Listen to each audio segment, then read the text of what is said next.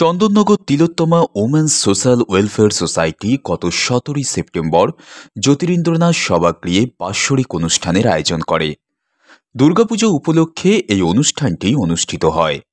ভবঘুরে ও দুস্থ মহিলাদের নতুন বস্ত্র ও মুদিখানার জিনিস, বাচ্চাদের পোশাক ও সাথে খাতা, জ্যামিতি বক্স, পেন, পেন্সিল ও বাচ্চাদের পছন্দের কিছু খাবার, পুরুষদের পোশাক, কিছু টিফিন তুলে দেওয়া হয়।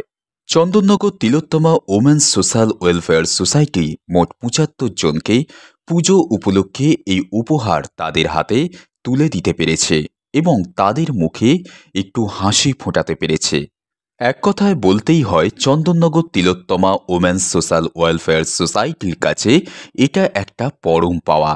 এদিনের অনুষ্ঠানে উপস্থিত ছিলেন মেয়র শ্রী রাম চক্রবর্তী, ডক্টর অঞ্জন দাস, দলিত বন্ধু ইভি রাজু, শ্রীমতী বাসবী পাল প্রাক্তন শিক্ষিকা এবং আরও বিশিষ্ট ব্যক্তিরা এই অনুষ্ঠানে উপস্থিত ছিলেন।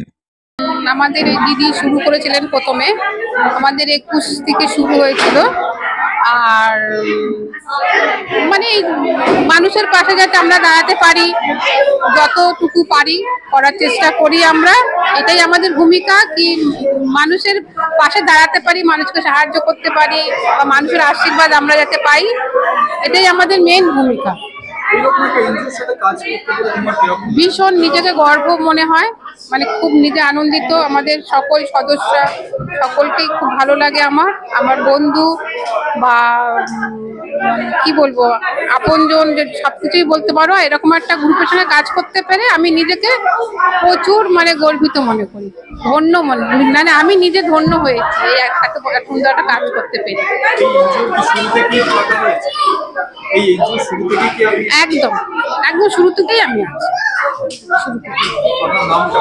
মিতা দাস।